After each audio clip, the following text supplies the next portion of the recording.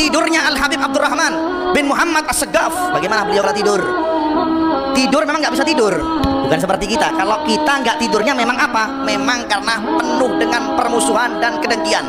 Tapi kalau beliau Al-Habib Abdurrahman As-Segaf itu nggak tidur selama 33 tahun. Kalau tidur menghadap ke sebelah kanan melihat surga serta isinya.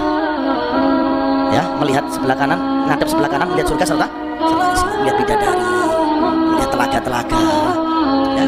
Kemudian kalau seandainya menghadap ke sebelah kiri melihat neraka serta isinya. Assalamualaikum warahmatullahi wabarakatuh. Teman-teman, kita bertemu kembali di channel Cahaya Hidayah. Nah teman-teman, jadi di video kali ini saya akan membagikan video yaitu tentang deretan kisah-kisah khurafat dari klan Ba'lawi ataupun dari para Habib Ba'lawi. Jadi teman-teman, mereka ini sangat banyak yaitu menceritakan kisah-kisah khurafat dari leluhurnya kepada kaum muslimin yang ada di Nusantara ini. Ada juga yang percaya, ada juga yang nggak percaya teman-teman. Yang masih percaya ya mereka itu yang masih menjadi muhibbinnya. Jadi mereka itu memang kalau berceramah isinya hanya meninggikan leluhurnya. Tentunya ya teman-teman, ini adalah ceramah-ceramah yang jangan kita ikuti ataupun jangan kita percaya apa yang mereka sampaikan. Karena yang mereka sampaikan ini adalah dongeng-dongeng khurafat dan dakwahnya itu isinya hanya seperti itu. Nah maka dari itu ya teman-teman, saya akan terus menyuarakan bahwasanya apa yang mereka ucapkan yaitu di depan jamaahnya itu adalah sebuah kedustaan ataupun hanya untuk menarik para jamaah ataupun para muhibbinnya. Nah oke teman-teman, kita langsung saja mari kita simak videonya. Bandaranya kita Boyolali niku to. Adi kan Sumarmo nggih. Berangkat teng mriku. Subhanallah, niki Habib Ahmad dugi bandara. Pesawat niku mun ngeten. Biasanya tiang nek saking Yaman kados Habib saya tongkat ngeten. Nggih, ngertos tongkat. Ngagem tongkat ngeten. Tongkatnya tongkat. Habib Ahmad ngeten. Bahasa di bahasa Indonesia kan ngeten. Oh, nek Ahmad As-Segaf ora wali, pesawatnya rak balik. Oke, ya. Betul, Mbak. Oke, paham. Nek Ahmad membahasakan ya Mbak ya. Ahmad bin Abdurrahman As-Segaf ora wali, pesawatnya rak balik. Subhanallah Pak, saksi ini kata Pak. Pesawat itu mundur Pak. Enggak tahu kerungu cerita pesawat mundur. Pesawat maju, mobil mundur. Gitu. Niki pesawatnya mundur Pak. Ada satu orang fajir ketika dia wafat, dia dikuburkan di dekat pemakaman para aulia. Ketika ini orang wafat, dia dikubur di dekat kuburnya orang-orang soleh. Salah satunya di situ ada kuburnya Faqih Muqaddam Muhammad bin Ali Ba'lawi. Singkat cerita, karena ini orang fasik, ini orang fajir, ini orang fasik, maka dalam kubur dia disiksa oleh Munkar Nakir, saudara-saudara. Ketika dia sedang disiksa oleh Munkar Nakir, ketika dia sedang diazab oleh Munkar Nakir, tiba-tiba Faqih Muqaddam Muhammad bin Ali Ba'lawi masuk ke dalam kuburnya itu orang. Faqih Muqaddam berkata, "Ruh ya Munkar wa Nakir, pergi kamu wahai Munkar dan Nakir. Jangan kamu siksa ini orang. Jangan kamu azab ini orang." Ini Bahar bin Smith ya teman-teman. Ya, kita sudah pastikan ceramah-ceramah semacam ini isinya hanya ya bohong belaka teman-teman. Gak ada ilmu yang bisa kita ambil dari Bahar bin Smith. Ya, Faqih Muqaddam ini kan leluhur mereka juga teman-teman, yang selalu diagung-agungkan, yang katanya bisa mi'raj bertemu dengan Allah Subhanahu wa taala dalam sehari itu 70 kali teman-teman. Dan ini memiliki karomah juga katanya ya.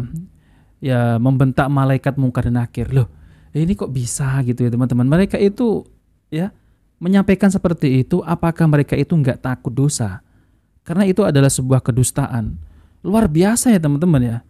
Ini melebihi mukjizat para nabi SAW. Ini malah membentak malaikat Munkar dan Nakir. Jadi mereka itu siapa? Malaikat Munkar dan Nakir itu tidak memiliki rasa takut, apalagi yang katanya dibentak oleh Faqih Muqaddam. Ini dusta ya teman-teman. Cerita ini hanya dibuat-buat oleh kalangan mereka. Belajar sama satu Habib. Ini juga ya. Sama ukurannya belajar dengan 70 kiai. Sama ukurannya belajar dengan 70 kiai. Betul nggak? Satu Habib, walaupun Habibnya jahlun maksudnya bodoh kata Iwan. Walaupun Habibnya jahlun maksudnya bodoh kata Iwan. Itu ukurannya perbandingannya amat 70 kiai yang alim. Itu ukurannya perbandingannya amat 70 kiai yang alim. Nah, ceramah seperti ini ya teman-teman yang membuat para Habib ini kelabakan ya. Ketika mereka itu menghina para kiai, nah sekarang mereka ini dibongkar habis-habisan, ditelanjangi habis-habisan oleh Kiai Imaduddin Al-Bantani. Mereka ini merasa dizolimi oleh Kiai Imad Al-Bantani karena nasabnya ini sudah rungkat ya teman-teman. Coba ceramah semacam itu apa tidak menimbulkan kemarahan? Belajar satu Habib yang bodoh Habib bodoh teman-teman, Habib goblok. Itu lebih mulia katanya daripada belajar 70 kiai. La haula wala quwata illa billah. Ya ngapain kita belajar sama Habib yang goblok? Kalau goblok ya udah goblok gitu ya teman-teman. Jadi nggak usah lah ya meninggi-ninggikan bahwasanya Habib itu keturunan Nabi, belajar satu Habib goblok lebih mulia. Ini apa ini ya teman-teman? Orang nggak ada ilmunya kok ya. Kalau Habib goblok kan nggak ada ilmunya. Ngapain kita belajar sama? Ini kan secara logika kan gitu teman-teman. Ya jelas-jelas kiai ya yang sudah jelas-jelas dalilnya, jelas-jelas keilmuannya. Ini Habib goblok kok ngapain belajar sama Habib goblok? Lebih mulia lagi dari 70 kiai. Kan lucu ya teman-teman. Inilah yang membuat kemarahan yaitu Kiai Imaduddin Al-Bantani teman-teman. Dibongkar habis-habisan nasabnya. Ternyata ya mereka itu bukan zuriat Nabi. Nah sekarang ini mereka ini merasa terzolimi, merasa dizolimi, yaitu merasa paling tersakiti. Datang Habib Samjindan, ngelihat itu jenazah tuh, pengen dibungkus, pengen ditutup kain kafannya. Beliau ambil kertas kecil, kertas kotak kecil, beliau tulis. Ada yang ditulis sama beliau, ditaruh di bawah kepalanya si jenazah. Deh tutup. Sebelum ditutup, habis beliau tulis, ditaruh kertas, beliau bilang, man gue tahu, lo ibadahnya berantakan. Tapi lo cinta sama dzurriyyat Nabi Muhammad, ikhlas dari dalam hati. Nanti kalau malaikat munkar nakir datang nanya pertanyaan kubur, jangan lo jawab man, lo kasih surat dari gue, lo masuk surga tanpa hisab. Astagfirullah ya teman-teman. Jadi apakah ya yang mengaku sebagai zuriat Nabi sallallahu alaihi wasallam seperti ini? Ya. Sudah tahu orang ini sholatnya berantakan. Sudah tahu orang ini ya maksiat, jalan terus. Tapi ketika meninggal ya teman-teman, cuma dikasih kertas lalu kemudian nanti ya masuk surga tanpa hisab. Ini dari mana teman-teman ya? Astagfirullah. Ini bukan ajaran dari Rasulullah sallallahu alaihi wasallam. Jelas-jelas ini adalah perkara yang menyesatkan kaum muslimin.